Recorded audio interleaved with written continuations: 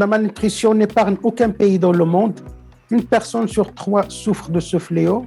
Selon le dernier rapport sur la nutrition mondiale de 2021, aucun pays n'est en phase d'atteindre les objectifs nutritionnels fixés par l'OMS, notamment la réduction de l'anémie, du retard de croissance et l'arrêt de l'augmentation de l'obésité. Les régimes alimentaires enregistrent des écarts importants dans différents pays par rapport aux recommandations, notamment en Afrique et au Moyen-Orient, où un enfant sur 2 reçoit une alimentation non adaptée à son âge et la consommation des fruits et légumes est inférieure aux recommandations. Cette situation contribue à des niveaux de malnutrition sous toutes ses formes inacceptables, notamment le retard de croissance, le surpoids et l'obésité chez l'enfant et le surpoids chez les adultes et les carences en micronutriments qui affectent surtout les enfants et les femmes en âge de reproduction.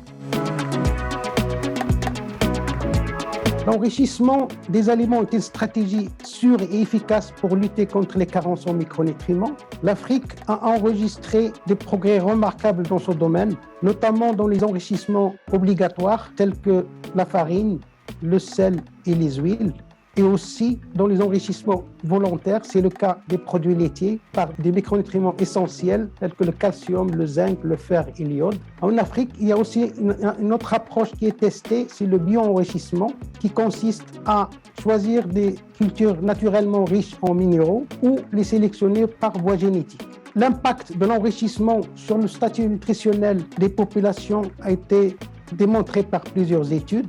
Exemple, la réduction de la prévalence de l'anémie d'1 tiers chez la population lorsque les aliments sont enregistrés par le fer seul ou par plusieurs micronutriments. Pour les industriels, on peut faire 4 recommandations. La première, c'est adapter une politique d'enrichissement adaptée aux contextes locaux. La deuxième, c'est travailler sur la qualité des matières premières et le choix du fortifiant pour améliorer la biodisponibilité. La troisième, c'est mettre en place un système rigoureux de contrôle qualité. Et la quatrième et la dernière, c'est proposer une stratégie de communication éducative et transparente au profit de tous les acteurs concernés par l'enrichissement.